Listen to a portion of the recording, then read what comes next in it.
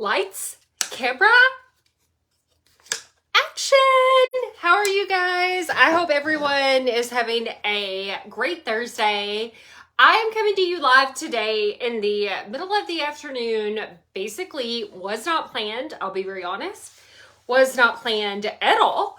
But I am having one of those emotional days to where before keto and before learning the tips and the tools that I have that I hope try to share with you guys on beating emotional eating, today is one of those days, 6 years ago, that I would have literally stopped and got Mr. Good bars and Dr. Peppers and Oreos and all of the things, and I would be curled up in probably the fetal position on my couch eating every one of my feelings today. Today is one of those days. So if it was on my heart and I thought and this is a great month for it because we are doing all the things, break the cycle with emotional eating all month long, the entire month of July, over in our UCANKETO Facebook group. If you're not a part of our UCANKETO Facebook group, please write UCANKETO in the comments below. I'd love to give you guys the link. We do free meal plans every single Friday morning.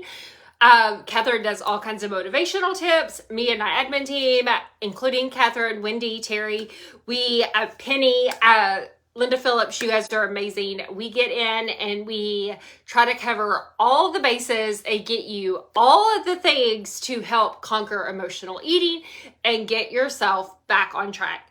My name is Amy Smith-Hightower. I am a ketogenic meal planner and mentor who has personally done keto for over 6 years.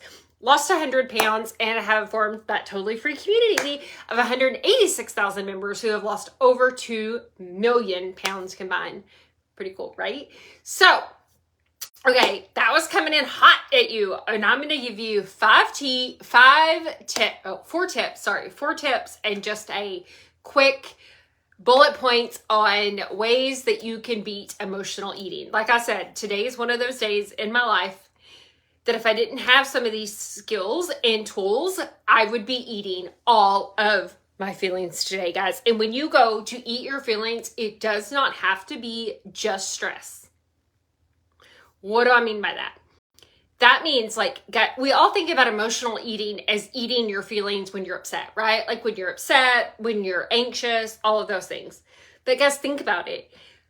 Thanksgiving, US and Canada both.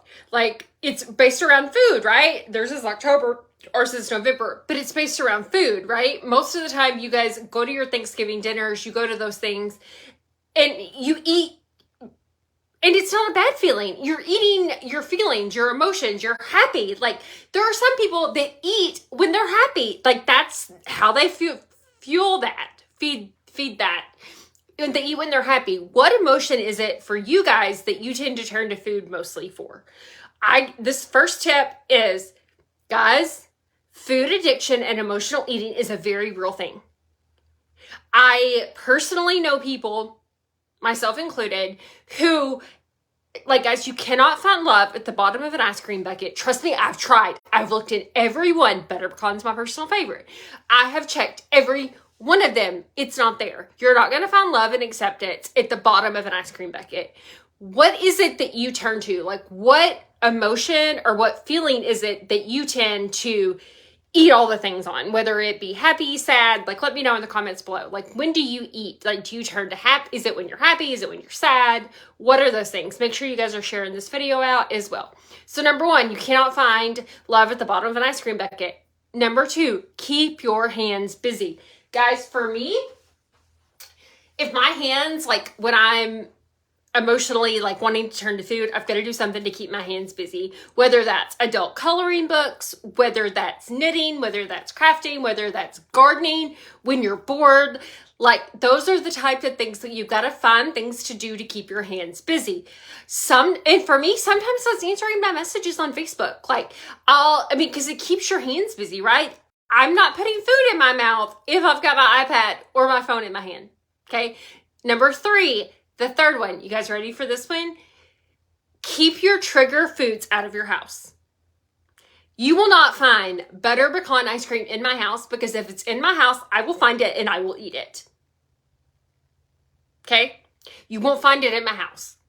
If I physically have to drive myself to the store, whether it be Dollar General or Walmart, etc., to buy it, I have talked myself out of eating it before I get there. Does that make sense? Are you guys tracking me on that? Are you tracking? Are we on the same page? Number 3, keep your trigger foods out of your house. Super important. Number 4, plan activities that are not revolved around food, like birthdays, right? We try to do outdoor stuff. We try to plan outdoor hikes or swims, etc., to not plan our birthdays, anniversaries, etc., vacations around just food. Yes, you have to have food. Yes, you make good food choices. But if you have other things to look forward to than just where you're going to dinner or just where you're going on vacation to get ice cream, etc. Does that make sense? Are we tracking? I hope this is super helpful on that. Kate saying she crochets. That's a great one to keep your hands busy. Guys, the last tip I wanted to leave you with today is food addiction is very real. It is okay to admit that you eat your emotions because we can overcome that together. Plug into our keto community, hop in my messages, send me a private message. It may give me 24 hours usually to respond to messages. Sometimes it's quicker, sometimes it's a little bit longer, but I will answer you. Let's have conversations. Let's dig that. Like, yes, most get-togethers are food related. That's why my family has really focused on trying to set up other activities that are not food-based. And doing stuff outdoors has been huge for that as well. Also, we do another idea. This is just an extra tip I'm throwing out.